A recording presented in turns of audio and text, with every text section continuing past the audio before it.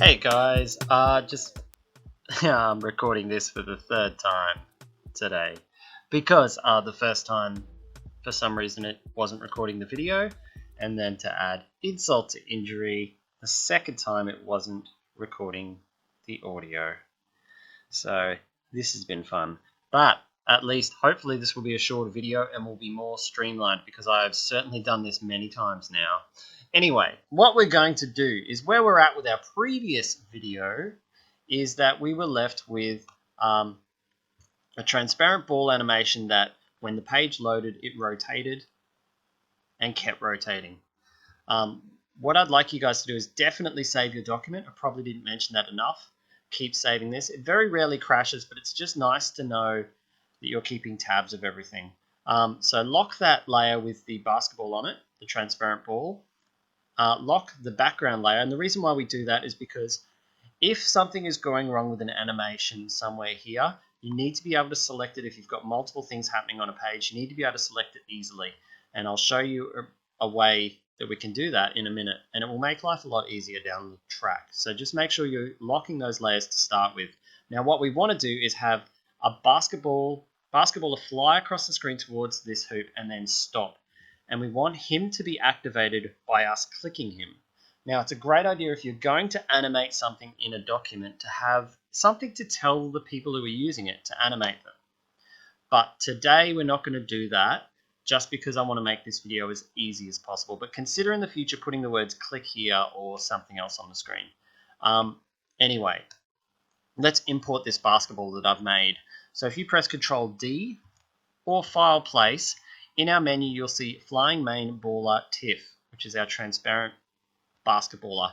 We click open, and then if you draw a rather large box that hits the bottom of the page, you'll see he'll come in. And if he's at low resolution, right click on him and go to display performance high, and that just means that he will look good on the screen. If you're not worried about how he looks on the screen while you're working on the document, don't worry about that. It just means that the program itself will move quicker and it won't crash. These images we're using at the moment are really low resolution and they're not low resolution, but they're small images. So the program will go quickly and it won't crash, even if it is on high quality. Anyway, let's get this guy moving across the screen. So we put him where we want to start with and make him about the right size. If you're not happy with the way he is, you can right click once you've made your frame the right size. So even if you think, I want him to be a bit smaller, you could drag it smaller and then right click and go fitting, fill frame proportionally, and he will fill the frame proportionally. And you can drag your black arrow to make him fit. If you want to edit the document itself, double click and you'll be able to, for some reason, shrink him and make him bigger. I'll press Control Z then. Anyway, once you've got him the right size, we'll put him where we want him to start. Now we need to turn him into a button because we want to be able to click him. So make sure this frame, the black frame, is close as possible around the object, just so your clickable area will be this black box. So if I click up here, it will animate him, and if I click down here, the reason why we want this as close to the object is because if your box was this big, it doesn't affect the way it looks, but it means if your person clicks over here, it will animate. And if you've got other stuff that you want to click here, it creates a real minefield later on. So just keep it nice and crisp without cutting your image off. Now we click on him and we want to turn him into a button. So we go to Window, Interactive, Buttons and Forms, and in the Type menu, we turn him into a button. It will give him the creative name of Button 3. You can tell I've done this 3 times because he's the third button. For you, it'll probably be Button 1. We'll change his name to Baller Flying, and we'll leave it as it is at the moment. On release or tap, we don't have any actions just yet because he's not actually an animated object. So we'll just click out of here, and what we want to do is click on him, and if we go F7, we'll go back to our layers menu, you'll see that he's arrived here. Baller Flying is now a thing. So we want to tell him which way, where we want him to fly. So an easy way you could have done it is using those preset ones in the animated menu, but we want to actually control this thing and have some control. So we click our pen tool that we used in Illustrator. You click once on where he is, And if you hold down shift, it will draw a straight line across the page. Because we want him to go straight across the page, we just hold down shift, and it doesn't even have to be in the same vertical level as him, but if we put it somewhere to the side here and click once, it draws a straight line, which is beautiful. If for some reason you wanted to, you could click and hold and create him flying all over the place, and he would follow this line all over the place. But because his foot is not completed, we just want him to fly across the page. So we hold down shift, we make our straight line. Now if you want your line to stand out, make it a bit thicker. Now this line will disappear when you export this document, so it's just so you can see that it's there. So we've clicked on it.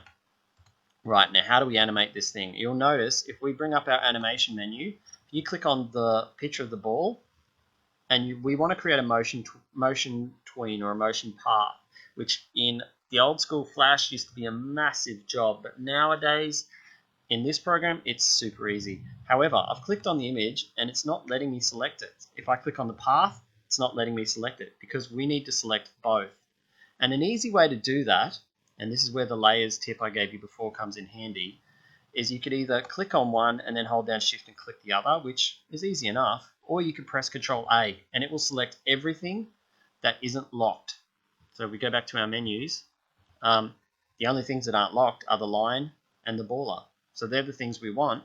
So we press Control A and now they're selected. And you will notice that this create motion path is now available. So we'll click on him and this turns the line invisible. And also if I zoom in, it has a green line where it shows you where it starts and which direction it's going. So that looks pretty good. I'm pretty happy with that. We'll zoom out. I'll show you a really cool feature of this, is that if you go to your animation menu with your black arrow and click in the middle, this is something the European guy on the video didn't show you. So score one for me. Is if you click on this, it'll actually show you a preview of where your file is going to end up.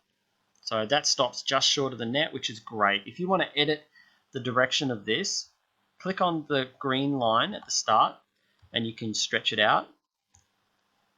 I'll make it go further back, you can make it go closer, but for the time being mine has actually worked out really well, so I'm going to leave it. I'll click back on the black arrow, click in the middle of nowhere, then click back on the baller.